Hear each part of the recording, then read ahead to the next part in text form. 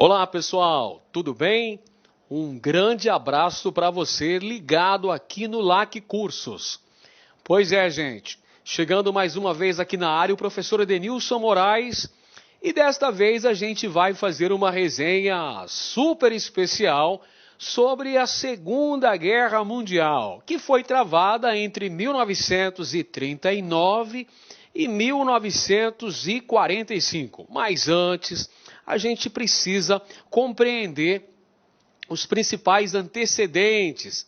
Sim, a gente precisa estar ligado sobre aqueles aspectos fundamentais, aqueles fatores causadores da Segunda Guerra Mundial. É de fundamental importância que a gente tenha um entendimento muito grande sobre o contexto histórico que marca os antecedentes da eclosão do conflito, que foi em setembro de 1939. Então a gente precisa compreender os antecedentes. A gente tem que entender que na Europa nós tivemos durante o chamado período entre guerras, você já sabe que o período entre guerras é aquele compreendido entre a Primeira Guerra Mundial e a Segunda Guerra Mundial. Tudo bem. Durante o período entre guerras, a gente teve a ascensão econômica dos Estados Unidos, que passaram a se tornar a principal potência capitalista mundial. A gente teve também a crise de 1929, a quebra da Bolsa de Valores de Nova York e a consequente crise mundial. A crise que começou nos Estados Unidos e acabou se espalhando pelo mundo capitalista. Também nesse período entre guerras, ocorreu a ascensão dos regimes nazi-fascistas na Europa. O fascismo italiano com Benito Mussolini, Il Duce, o nazismo alemão com Adolf Hitler, o Führer. Tivemos também regimes fascistas em Portugal, com Antônio Salazar, na Espanha, com o general Francisco Franco. A propósito, pessoal, também ocorreu nesse período entre guerras a consolidação do socialismo lá na União Soviética. Teve o totalitarismo de esquerda sob o comando do ditador Joseph Stalin, lá naquele país. E ainda não podemos esquecer que durante este período em questão, tivemos a ocorrência da Guerra Civil Espanhola. Portanto, como você percebeu, o período entre guerras é extremamente agitado e é de fundamental importância compreender as principais características desse momento histórico, pois só assim teremos condições de compreender os fatores, os motivos principais que levaram ao início da Segunda Guerra Mundial. Então vamos lá, aí estão os líderes mundiais, aquele período que antecede a eclosão da Segunda Guerra Mundial. Temos o Hitler, que era o chanceler alemão, Mussolini, primeiro-ministro italiano, tem o Chamberlain, primeiro-ministro britânico, tem Joseph Stalin, presidente da União Soviética, tem o general Francisco Franco, que era o ditador espanhol, todo mundo ali na expectativa para a conflagração da Segunda Guerra Mundial. Então vamos entender, pessoal, quais são esses principais aspectos que marcam os antecedentes da Segunda Guerra Mundial. Vamos começar falando sobre a política de apaziguamento. Essa política de apaziguamento foi feita pela Liga das Nações. Ora, a Liga das Nações foi o organismo internacional surgido ao final da Primeira Guerra Mundial. Você lembra lá o Tratado de Versalhes, que foi firmado lá em 1919, que impôs severas cláusulas contra a Alemanha, que foi a responsabilizada pela guerra. Pois então, gente, o Tratado de Versalhes também criou a Liga das Nações, que seria um órgão internacional cuja principal responsabilidade seria zelar pela paz no mundo, evitar a deflagração de uma nova guerra catastrófica, como foi a Primeira Guerra Mundial. Por isso que a Liga das Nações assumiu uma postura extremamente tolerante em relação a esta personalidade política aqui, pessoal. Adolf Hitler, chanceler da Alemanha. Pois é, o Hitler, a partir do momento que tomou o poder lá na Alemanha, tomou o poder não, peraí que eu vou explicar direito. A partir do momento que Hitler chegou ao poder, a ascensão política de Hitler ao poder, ele foi convidado pelo presidente Hindenburg para ser primeiro-ministro. Hindenburg percebeu que o Partido Nacional Socialista dos Trabalhadores Alemães, o nosso bom e velho Partido Nazista, estava crescendo, ganhando força política, ganhando altas cadeiras aí no parlamento alemão, o Reichstag. Aí o que acontece? Hindenburg, naquele momento de crise econômica, colapso social na Alemanha, convida Hitler para ser primeiro-ministro, para ser o chanceler da Alemanha. Então a ascensão política do nazismo segue a ordem legalista. O partido nazista ganha ampliação, ganha votos, ganha cadeiras no parlamento alemão, Hitler ganha importância política até ser convidado para fazer parte do governo. Quando Hitler chega ao poder, ascende ao poder, agora está melhor, não é? Quando Hitler ascendeu ao poder, expliquei direitinho agora, né? Beleza. Começa a promover uma série de violações ao Tratado de Versalhes. Recapitulemos aí, pessoal. O Tratado de Versalhes impôs uma série de punições à Alemanha. Beleza? Então, a Alemanha não podia se remilitarizar, tinha que ter um contingente de soldados limitado a 100 mil indivíduos. A Alemanha estava impedida de se unir novamente com a Áustria, enfim, e pagaram uma pesadíssima indenização. Só que quando Hitler chega ao poder, muda toda essa história, pessoal. Porque Hitler vai começar a desrespeitar o que havia sido assinado pelo Tratado de Versalhes. Ele vai militarizar a região da Renânia, próxima à fronteira com a França. Ele vai investir pesado na indústria bélica, vai reativar o serviço militar obrigatório no país, vai começar com suas pretensões territoriais, que eram justamente construir o chamado Estado Vital na Alemanha. Diante dessa postura, dessas atitudes tomadas pelo Hitler, qual foi a reação da Inglaterra e da França, que eram justamente as duas nações que comandavam a Liga das Nações, ou Sociedade das Nações? Pessoal, a postura da Inglaterra e da França foi de tolerância, foi de permitir as ações implementadas pelo Führer, por Hitler. Por quê? Qual que era o objetivo da Liga das Nações? A Liga das Nações, moçada, queria a todo custo impedir a ocorrência de uma nova guerra mundial.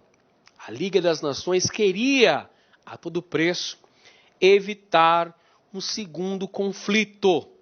Porque, veja, se a Primeira Guerra Mundial deixou um saldo de aproximadamente 10 milhões de mortos, 20 milhões de feridos, imagina o que poderia acontecer numa Segunda Guerra Mundial.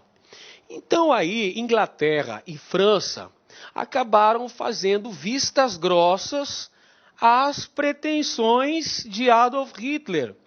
quando Hitler vai remilitarizando a Alemanha e quando ele vai anexando territórios, com a construção do Estado vital, do chamado espaço vital para o desenvolvimento do Estado alemão, que Hitler vai anexando territórios, vai ampliando sua área de influência. A Liga das Nações permanece ali, olha só, naquele estado de letargia, não toma uma medida enérgica contra Hitler.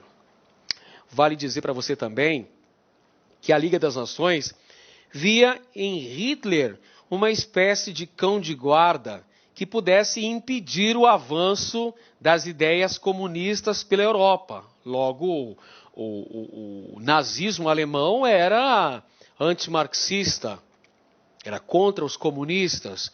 Então Hitler poderia representar uma espécie de cordão sanitário para evitar que as ideias comunistas contaminassem a Europa. Perfeito? Então, dessa forma, a Liga das Nações adota uma postura de apaziguamento diante das pretensões expansionistas da Alemanha. Qual a consequência disso? A consequência a gente vê nesta charge que está aqui, pessoal. Tem uma cama, né, com vários bebês que representariam os territórios que estavam sob a proteção de França e Inglaterra, ou seja, sob a proteção da Liga das Nações. Territórios como Áustria, Tchecoslováquia, Finlândia, Hungria, Iugoslávia, Romênia e por aí vai. Hitler vai, olha só, pegando os bebês que representam esses territórios e jogando para dentro do saco alemão, evidentemente, ou seja, anexando territórios de acordo com suas pretensões. Anexou o corredor polonês, a Liga das Nações ficou quietinha. Anexou a região dos Sudetos, na Tchecoslováquia, a Liga das Nações ficou quietinha. Anexou a Tchecoslováquia inteira, a Liga das Nações deu uma ralhada com Hitler, mas permitiu a anexação. Viu a Alemanha anexar a Áustria, formar o chamado Anschluss, e não fez medida mais enérgica. Ou seja, a Liga das Nações permitiu esse expansionismo territorial alemão, tentando a todo custo, fazendo todo o esforço para evitar uma Segunda Guerra Mundial. Como sabemos, essa estratégia não deu certo. Também aqui nesse período entre guerras, pessoal, acontece um evento importantíssimo. Olha, esse evento aqui é extremamente significativo, minha gente. Guerra Civil Espanhola, travada entre os anos de 1936 e 1939, marcando aí o conflito, a guerra civil. De um lado, a Falange, de um lado estava então a Falange, um grupo de tendência fascista na Espanha. De um lado estava a Falange liderada pelo general Francisco Franco. E de outro estavam as forças de esquerda, que reuniam, por exemplo, comunistas, sociais-democratas, anarquistas. São as forças de esquerda contra o grupo de extrema-direita, a Falange, partido de tendência fascista lá na Espanha, liderada por esse personagem aqui, pessoal, liderada por esta figura, o general Francisco Franco. Francisco Franco, pessoal, fez uma aliança política com Hitler e com Mussolini. Então significa que a Alemanha e a Itália apoiaram o general Franco durante a Guerra Civil Espanhola. Qual seria então o objetivo de Hitler e de Mussolini em participarem da Guerra Civil Espanhola? Gente, muito fácil compreender isso. A Guerra Civil Espanhola era um conflito ocorrido ali na Península Ibérica, ocorrido na Espanha, para a adoção de um regime fascista, um regime totalitário naquele país.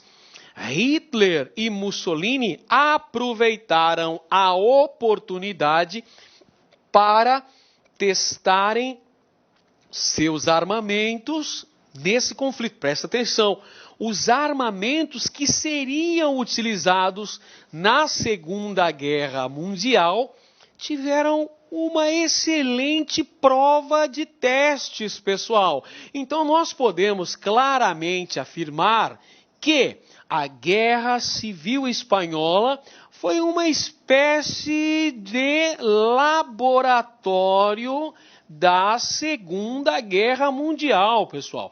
As armas que foram utilizadas na Segunda Guerra Mundial puderam ser testadas na Guerra Civil Espanhola. Veja aí a aviação nazista. A aviação alemã foi utilizada na Guerra Civil Espanhola. Fez o bombardeio da cidade de Guernica, lá na Espanha. Você certamente já viu o quadro famosíssimo de Pablo Picasso, mestre do cubismo.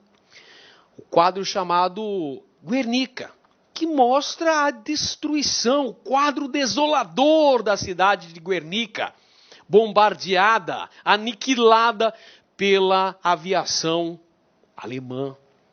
Então, gente, a Guerra Civil Espanhola foi um teste para a Segunda Guerra Mundial e marca a consolidação da aliança Berlim-Roma, ou seja, da aliança entre Hitler e Mussolini. Olha só, o Hitler está aqui de um lado, olha o Mussolini está ali do outro lado e no meio deles está o general Francisco Franco, com a Espanha destruída pela guerra nos braços.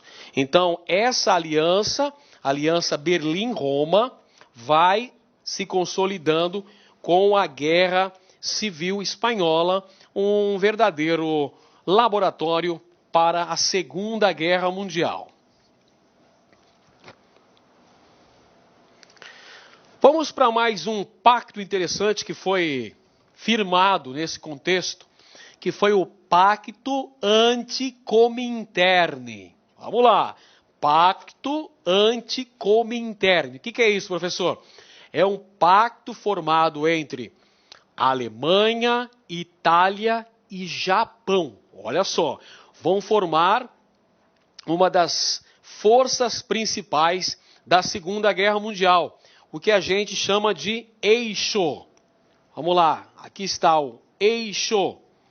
O eixo formado por Roma, Berlim e Tóquio, pessoal. O eixo Itália, Alemanha e Japão. O eixo Roberto, para ficar mais fácil para você não esquecer.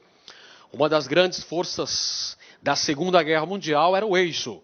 3 países, Alemanha, Itália e Japão. É o chamado Pacto Anticomintern. O que significa? Pacto contra o comunismo internacional. Olha só. Anticomintern. Ou seja, Pacto Anticomunismo Internacional. Pacto contra a expansão do comunismo pelo mundo. Reúne, então, Alemanha, Itália e Japão.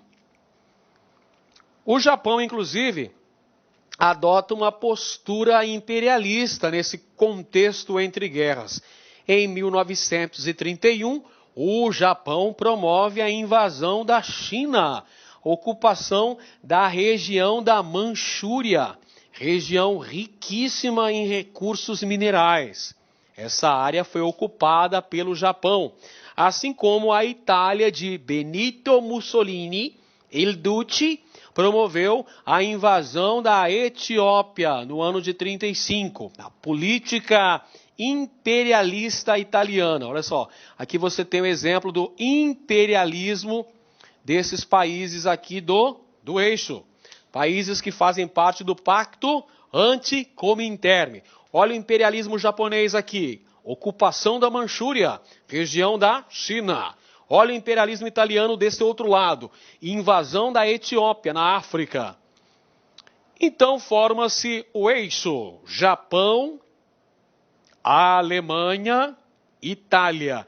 É o ano de 1937, pessoal. 37 forma-se o eixo. Olha só, caricaturas bem legais aqui mostrando Hitler, Mussolini e também o imperador japonês. Olha só, a galera já pretendendo fazer a divisão do mundo aqui, ó, de acordo com os interesses totalitários dessas três importantes potências mundiais aí dos anos 30. Bom, nos anos 30 assistimos também à expansão, o avanço territorial alemão, o avanço do chamado Terceiro Reich, pessoal. É a expansão alemã. Essa expansão visava construir o chamado espaço vital. O espaço vital seria a área na qual iria se desenvolver a poderosa Alemanha. Ora, Hitler não pregava aí a superioridade da raça ariana? Então, ele defendia a ideia de que precisava-se expandir territorialmente para que a grande Alemanha pudesse se desenvolver. Então, por isso, no ano de 1938, ocorreu a anexação da Áustria. Lembre-se que Hitler era nascido na Áustria. A anexação da Áustria em 1938, formando o que se convencionou chamar de Ankylos, ou seja, a união envolvendo a Alemanha e a Áustria. Também em 1938, Hitler promoveu a anexação da região dos Sudetos, uma região da Tchecoslováquia, cuja população era de origem germânica, população de origem alemã. Hitler, então, defendendo a necessidade da construção do espaço vital alemão, promove, em 1938, a anexação da Áustria, formação do Ankylos, a anexação da região dos Sudetos, que ficava dentro da Tchecoslováquia. Tchecoslováquia, a propósito, é um país surgido ao final da Primeira Guerra Mundial. Então, qual que é a alegação que o Hitler vai defender? A alegação é que, para construir a grandeza da Alemanha, ele precisava do espaço vital. E qual que vai ser a reação da Liga das Nações? A reação da Liga das Nações era de tolerância, pessoal. Tolerância. Política de apaziguamento. Tenta evitar a todo custo a deflagração de uma nova guerra mundial. Então aí a Liga das Nações novamente vai passar um pano. Vai fazer vistas grossas. Não vai tomar uma atitude enérgica em relação a essas pretensões, né, a esses namoros do Hitler aí, anexando territórios da Áustria, a região dos Sudetos. A Liga das Nações acaba permitindo esse expansionismo territorial alemão.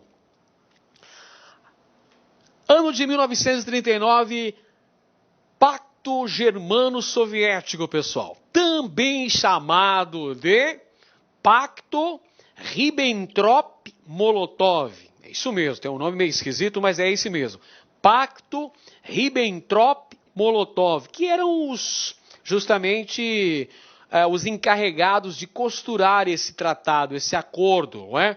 Eram ministros aí, respectivamente, das relações exteriores da Alemanha e da União Soviética. Ribbentrop da Alemanha, Molotov da União Soviética. Então, Pacto Germano-Soviético foi o quê?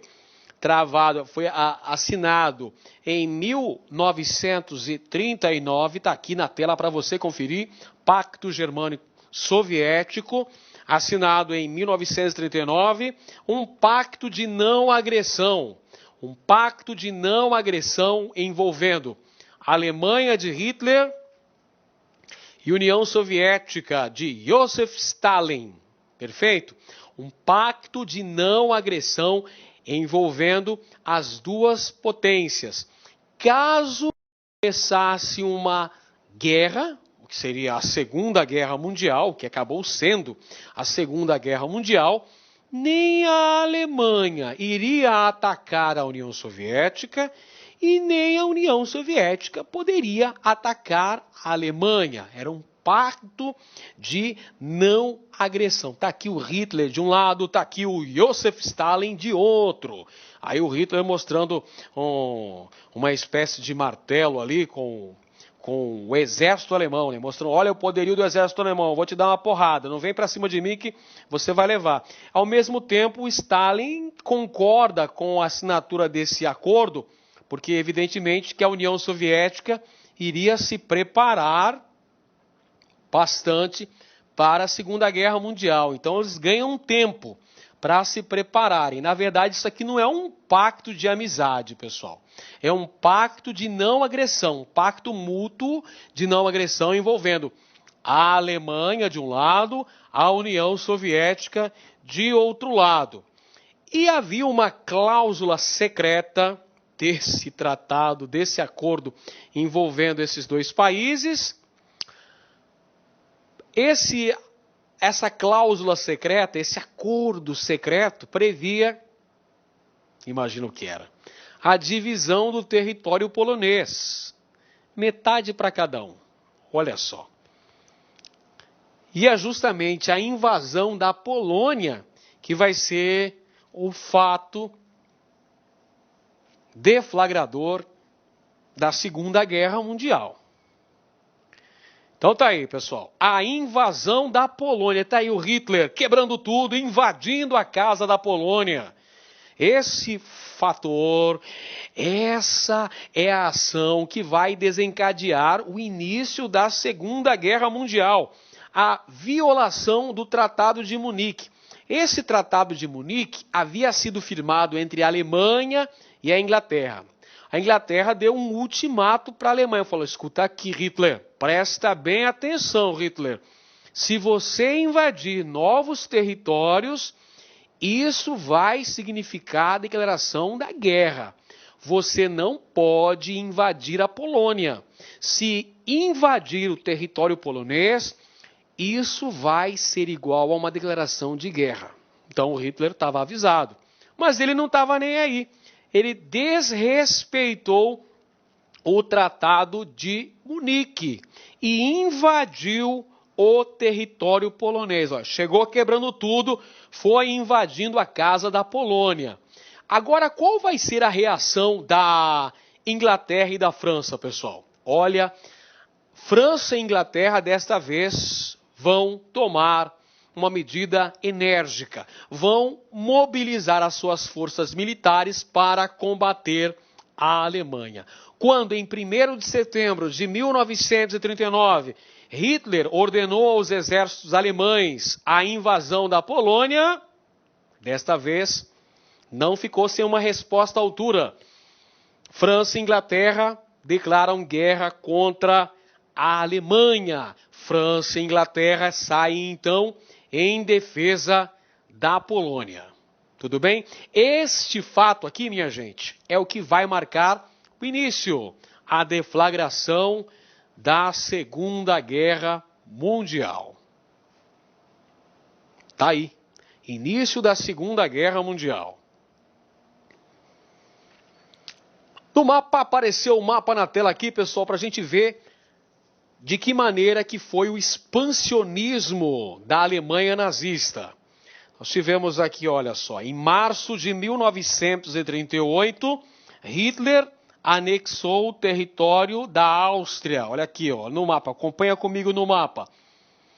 1938, no mês de março, anexação do território austríaco ao Terceiro Reich, a formação do chamado Anschluss, na construção do espaço vital.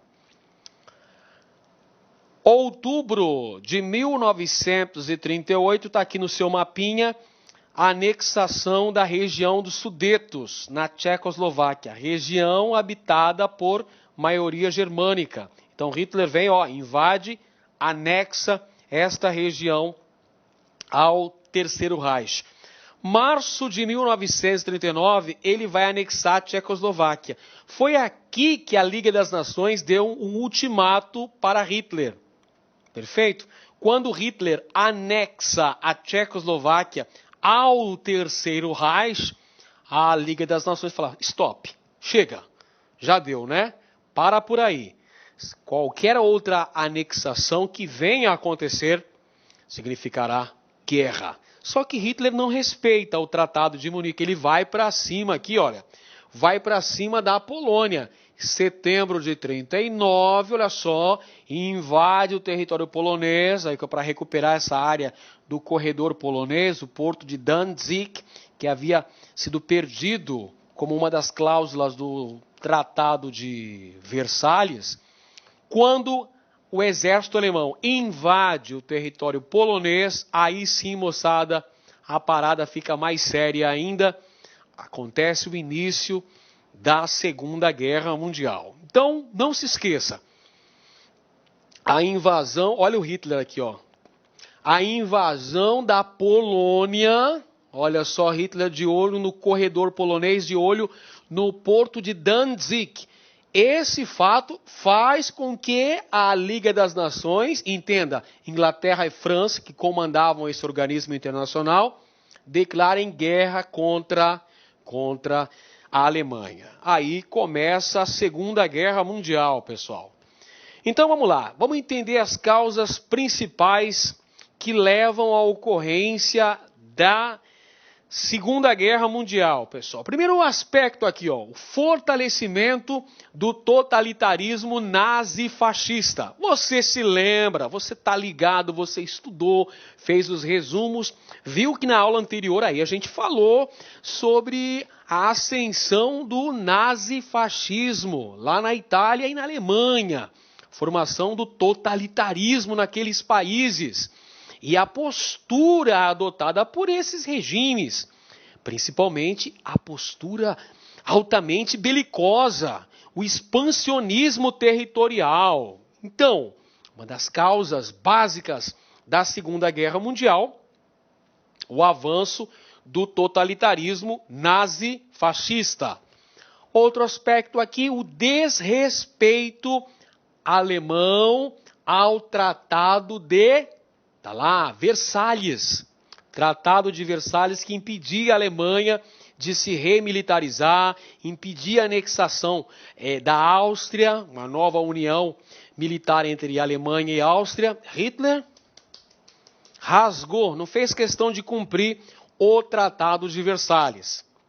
Fracasso da política do apaziguamento, pessoal. Você está ligado aí que essa política foi levada a cabo principalmente pela Inglaterra e pela França, as duas nações que comandavam a Liga das Nações. Agora vamos dizer a verdade aqui. A Liga das Nações já nasceu bastante fraquinha, pessoal. Porque, veja, a Liga das Nações foi uma proposta. Uma das propostas do presidente norte-americano Woodrow Wilson, os famosos 14 pontos de Wilson, lá ao final da Primeira Guerra Mundial. Só que esses 14 pontos não foram seguidos. A França insistiu numa punição severa contra a Alemanha. Os Estados Unidos adotaram então uma política de isolamento em relação ao comportamento político europeu. A União Soviética, que se formava naquele contexto, que se formou em 1922 e adotou o regime socialista, também não fez questão de participar da Liga das Nações. Ficou isolada. A Alemanha, grande prejudicada pelo Tratado de Versalhes, acabou deixando de participar da Liga das Nações.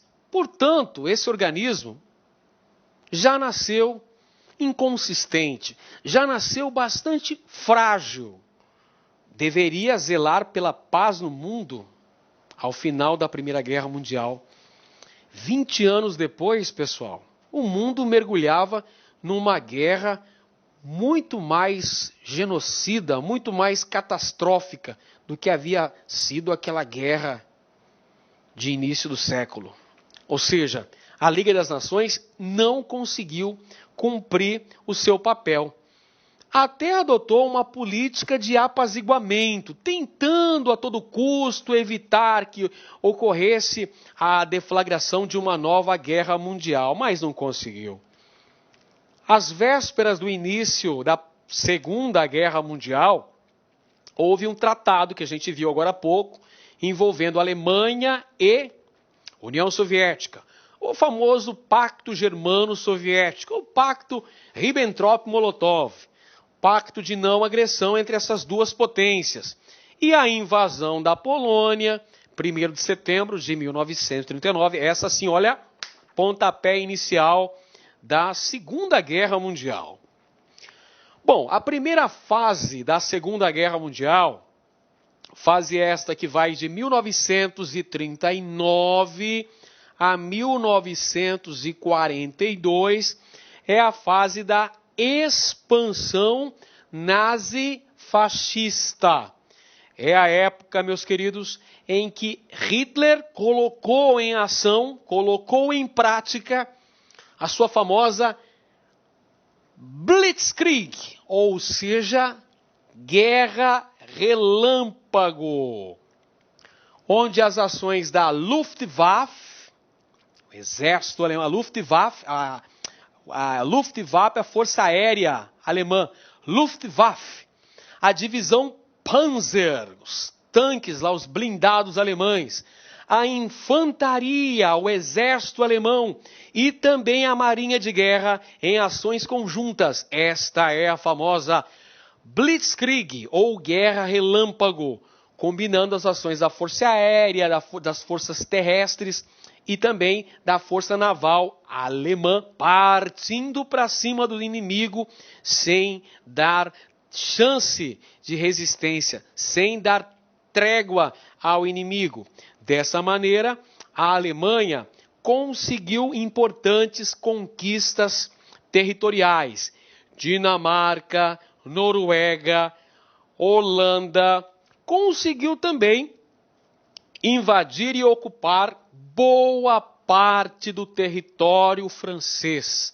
A célebre Batalha da França, 1940, quando os alemães conseguiram dominar Paris, a capital da França.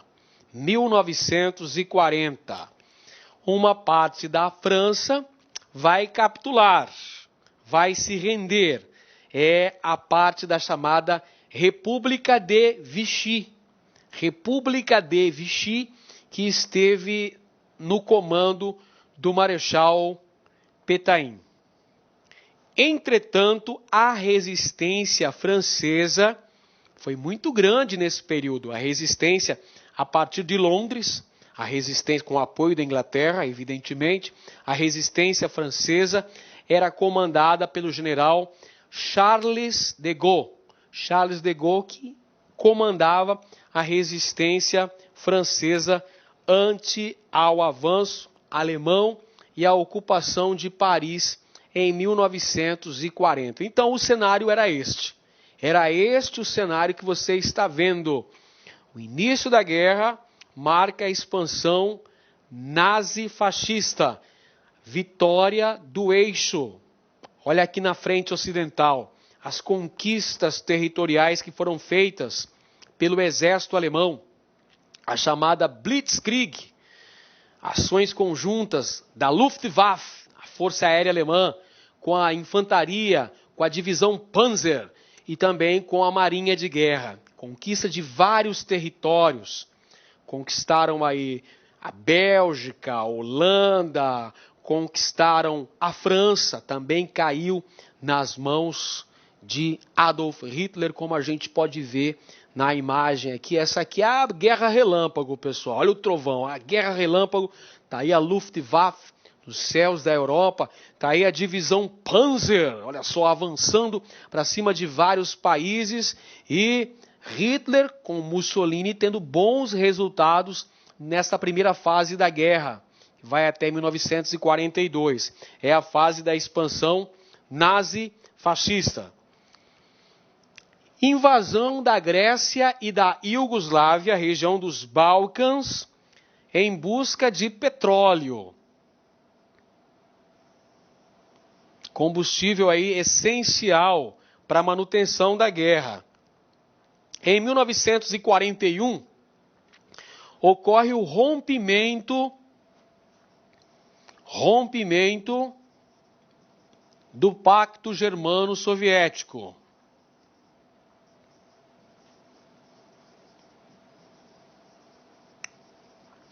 Rompimento do Pacto Germano-Soviético. Hitler ordena a invasão da União Soviética por causa dos recursos minerais lá existentes. Vai atrás de minério de ferro, de carvão mineral, de petróleo. Então, olha só, em 1939, era assim. Pacto de não agressão. Olha só, o Hitler oferecendo uma florzinha para o Stalin, só que olha só o que eles têm. Escondido aqui, ó. Cada qual com o seu punhal escondido. Então, supostamente, uma amizade entre os dois. Pacto de não agressão. Isso em 1939. Deixa eu arrumar a data aqui. 1939.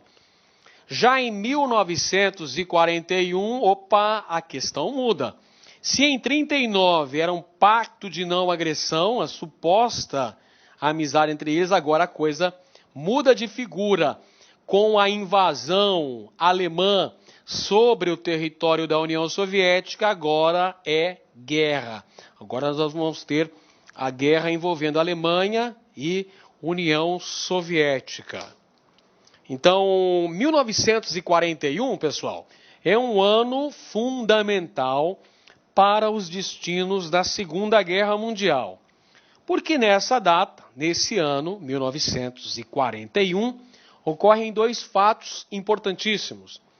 A invasão alemã sobre a União Soviética, rompendo o famoso Pacto Germano-Soviético, uma declaração de guerra da Alemanha contra a União Soviética, e também ocorre o ataque japonês na base naval norte-americana de Pearl Harbor, no Havaí. Isso em 7 de dezembro de 1941. Essa agressão japonesa significou a declaração de guerra por parte dos Estados Unidos contra essa nação oriental. 1941, portanto, temos essa data emblemática aqui, gente. Vamos anotar essa data que é muito importante. 1941, entrada da União Soviética e dos Estados Unidos na Segunda Guerra Mundial, formando o bloco militar conhecido como aliados. Os aliados que tinham também França e Inglaterra, recebem, a partir de 1941, o apoio também da União Soviética e dos Estados Unidos da América. Então vamos lá, 1941 é um ano fundamental para os rumos que a guerra iria tomar a partir de agora. Bom, ao mesmo tempo aí, ocorria um ataque da Força Aérea Alemã, a Luftwaffe, contra a Inglaterra, bombardeando várias cidades da Inglaterra no ano de 1941, mas sem conseguir dominar por causa da grande resistência britânica através da Royal Air Force, ou seja, a Força Aérea Real Inglesa. Então era esse o contexto que a gente tinha aqui em 1942, pessoal. Uma espécie de luta de Davi, do pequenino Davi, contra o gigante Golias, gigante de 3 cabeças. Entenda, esse é o eixo Alemanha, Itália e Japão com o seu grande poderio, utilizando-se da Blitzkrieg, dominando uma série de territórios. E aí, em 42, os aliados aqui se apresentam como um verdadeiro Davi a enfrentar o gigante Golias. Essa é o início da contraofensiva aliada. É a partir de agora que os aliados vão para cima do avanço do eixo aqui, pessoal. É aqui a contraofensiva aliada. Vamos recapitular? Os aliados: França, Inglaterra, Estados Unidos e União Soviética contra Alemanha, Itália, Japão. Então essa segunda fase da guerra, que vai de 1942 até 1945, é chamado de contraofensiva aliada, moçada. Por quê? Porque é o período em que os aliados, já agora recebendo o apoio da União Soviética e dos Estados Unidos, vão gradativamente reconquistando os territórios ocupados pelos nazistas, ocupados pelos países do eixo. Temos, por exemplo, em 1942, a ocorrência de uma das mais importantes batalhas da Segunda Guerra Mundial, que foi a Batalha de Stalingrado, envolvendo Alemanha e União Soviética. É importante ressaltar, pessoal, que em 1941, quando Hitler rompeu o pacto de não agressão com a União Soviética, em busca das jazidas minerais existentes no subsolo soviético, o governo de Joseph Stalin adotou a mesma tática de guerra que havia sido adotada lá no século XIX pelo czar Alexandre I da Rússia, quando ele promoveu a tática militar da terra arrasada. Então vamos lá. A tática de guerra adotada pelos soviéticos foi a famosa terra arrasada.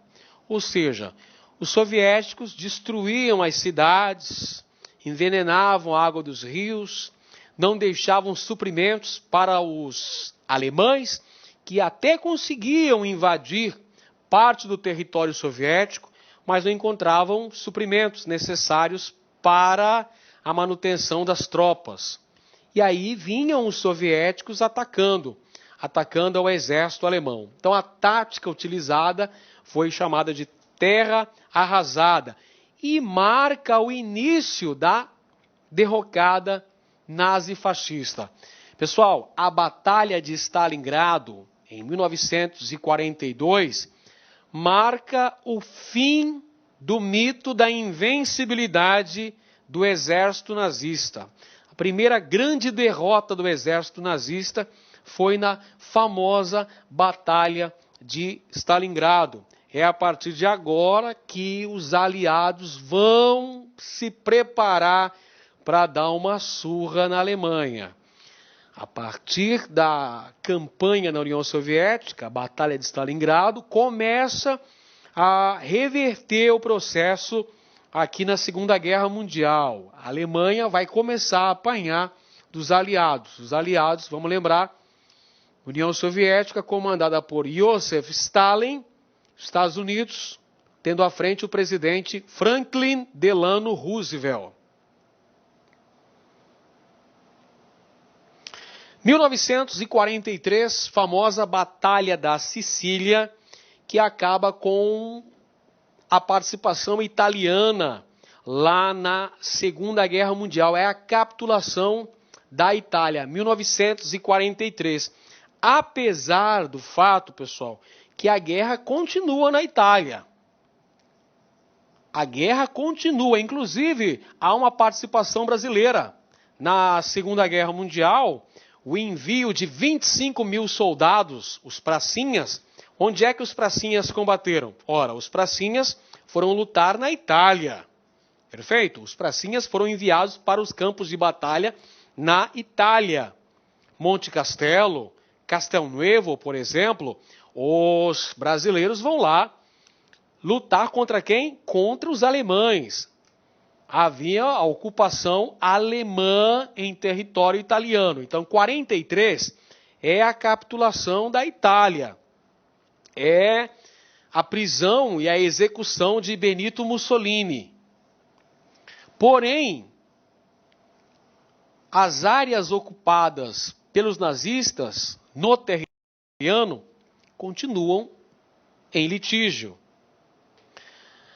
6 de junho de 1944, uma data muito emblemática, pessoal, uma data fundamental dentro da Segunda Guerra Mundial, porque foi justamente nesta data que ocorreu uma das maiores operações de guerra de todos os tempos. O famoso Dia D. Dia da Vitória, pessoal. O Dia D, a maior operação militar aeronaval da história. 155 mil homens, 14.200 barcos, 600 navios, milhares de aviões. O Dia D foi justamente a ação militar dos aliados para promover a invasão do território francês através do Golfo da Normandia, pessoal. Essa ação conjunta dos aliados, Reino Unido e Estados Unidos também, visavam libertar o território francês do domínio alemão. Então, o Dia D foi a maior operação militar aeronaval da história e marca o início da libertação da França, que estava até então sob o domínio nazista. Se na frente ocidental os aliados avançavam para libertar a França do domínio alemão, o famoso Dia D, na frente oriental a barra estava pesada também para os lados do Hitler, porque o Exército Vermelho vinha avançando rapidamente e recuperando os territórios do leste europeu que estavam dominados, que haviam sido anexados pelo expansionismo nazista. Então a coisa ficou seríssima para o Führer, Adolf Hitler, porque Stalin veio para cima, correndo, avançando com o Exército Vermelho, marchando em direção a Berlim. E aí, em abril de 1945, o Exército Vermelho ocupa Berlim. No mesmo mês ocorre a execução de Mussolini na Itália. Il Duce, Mussolini é executado na Itália em 45, abril de 45. Mesma época que acontece esse fato, o suicídio de Hitler diante do cerco soviético em Berlim, quando o Exército Vermelho invadiu e tomou a capital da Alemanha. Olha o que aconteceu. Hitler cometeu suicídio. Bom, Itália e Alemanha capitularam. Abril de 45. Mas, olha só, maio de 45, para ser mais exato, é a rendição incondicional da Alemanha. Só que na frente oriental, o Japão permanecia na luta, pessoal. O Japão continuava. Havia uma resistência japonesa na região do Pacífico Sul. Então, qual é o fato que vai promover a rendição incondicional do Japão na Segunda Guerra Mundial? Está aqui na imagem para você. Você pode conferir aqui na imagem. Está aqui o Enola Gay, o avião norte-americano que lançou a bomba sobre Hiroshima. Do outro lado você está aqui, ó. Tá vendo aqui, pessoal? A pombinha da paz, com o galho de arruda no bico, mas está levando o quê? Olha, está levando a bomba atômica. Ou seja, a paz foi alcançada de uma maneira terrível. O lançamento de 2 bombas atômicas sobre o território japonês. 6 de agosto, bomba atômica sobre Hiroshima, Little Boy. 9 de agosto, bomba atômica sobre a cidade de Nagasaki, Fat Man. 2 bombas atômicas lançadas sobre o Japão, causando a morte de milhares de pessoas. É desta maneira que ocorreu a rendição japonesa em setembro de 1945. Perceba, o lançamento das 2 bombas atômicas pelos Estados Unidos no território japonês teve a dupla função: promover a rendição imediata do Japão e também fazer uma demonstração de força dos Estados Unidos contra a União Soviética. Então é importante perceber isso, pessoal. Ao mesmo tempo que as bombas atômicas foram lançadas ao Japão para fazer com que o país deixasse definitivamente a guerra, os Estados Unidos também estavam ali fazendo uma demonstração de força, de poderio bélico contra a União Soviética, já prevendo o que viria a acontecer no pós-guerra. Ou seja, aquele processo de bipolarização do mundo, 2 blocos de influência, um capitalista, comandado pelos Estados Unidos, e um socialista, liderado pela União Soviética, a famosa Guerra Fria. Concluindo aqui, pessoal, vamos conferir então as principais consequências da Segunda Guerra Mundial. É sempre importante a gente ficar de olho nas consequências. Como é que ficou o mundo aí depois da ocorrência da Segunda Guerra Mundial? Olha, a Segunda Guerra Mundial deixou um saldo extremamente prejudicial. Foram cerca de 50 milhões de mortos. A grande maioria eram soviéticos. Cerca de 20 milhões de soviéticos perderam a vida na Segunda Guerra Mundial. A Europa Ocidental e o leste europeu também saíram devastados. É evidente que a guerra não foi só na Europa. A guerra aconteceu no norte da África, a guerra aconteceu na região do Oriente Médio, a guerra aconteceu também na Ásia, várias partes da Ásia, nós tivemos ali ocorrências de batalha, no Pacífico também, né, as batalhas de Midway, batalha de Coral. A Europa saiu destruída após a Segunda Guerra Mundial. Tanto é que os Estados Unidos contribuíram financeiramente para a reconstrução econômica dos países da Europa Ocidental, através do Plano Marshall, e a União Soviética contribuiu na reconstrução do leste europeu também, através do Pacto de Varsóvia, através do Comecon, que a gente vai ver na nossa aula de Guerra Fria. Temos também o Holocausto.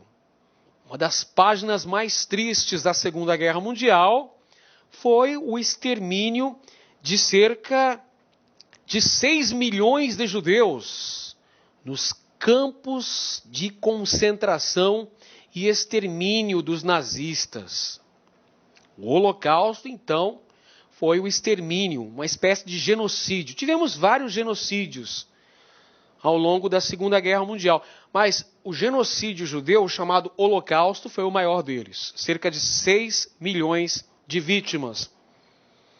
Outra consequência da Segunda Guerra Mundial foi o fim do totalitarismo. Pelo menos o fim do totalitarismo na Alemanha e na Itália, pessoal. O totalitarismo nazifascista acabou. No caso, o totalitarismo comunista com Joseph Stalin continuou. É preciso destacar isso. Então, o fim do nazifascismo. A Alemanha e Itália acabaram aí. Hitler e Mussolini foram mortos. Temos aqui o início do terror nuclear, pessoal. Lembra que eu falei agora há pouco que as bombas atômicas de Hiroshima e Nagasaki foram utilizadas como demonstração de força, de poderio bélico dos Estados Unidos contra a União Soviética? Pois é, no início da década aí, no final da década de 40, os soviéticos também produzem a bomba atômica. Então temos aqui, olha, terror nuclear, Estados Unidos contra a União Soviética. É o que se convencionou chamar de Guerra Fria, pessoal. Esse processo de bipolarização do mundo em áreas de influência capitalistas e socialistas, respectivamente liderado pelos Estados Unidos e pela União Soviética. Bipolarização mundial, Guerra Fria. Outra consequência importante da Segunda Guerra Mundial foi a criação da Organização das Nações Unidas. Pessoal, olha só, é importante. Criação de um órgão mundial com a função de evitar a ocorrência de um novo conflito internacional.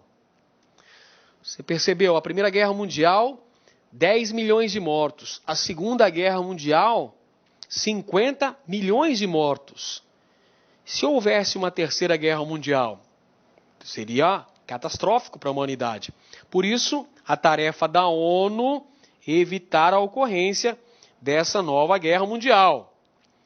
Processo de descolonização afro-asiático. As antigas colônias europeias localizadas na África e na Ásia começam, após a Segunda Guerra Mundial, lutar pela sua autonomia política, tentar a independência, se livrar das amarras coloniais, aproveitando que as nações europeias estavam enfraquecidas no pós-Segunda Guerra Mundial. Então essas são as principais consequências da Segunda Guerra Mundial, que deixou, como vimos aí, um saldo extremamente trágico. 50 milhões de mortos, né? Os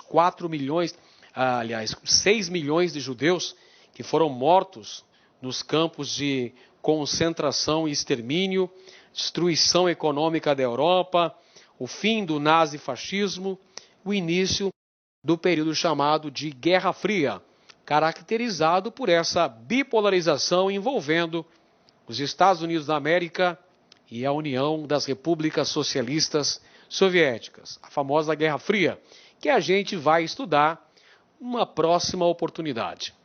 Por enquanto, é só. Um grande abraço para você. Siga estudando com o LAC Curso.